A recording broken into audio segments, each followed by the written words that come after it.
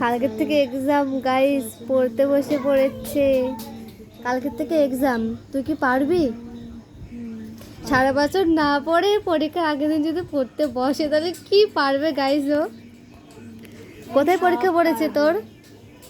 চারটা পূর্বাচল। ও, এটা তোর জন্য। পরীক্ষার অনেক শুভেচ্ছা। Thank you. এটা তো আমাদের দেশের জাতীয় ফুল, তাহলে তো এক্সামটা তো ভালো হতেই হবে, আগে ভালো হবে।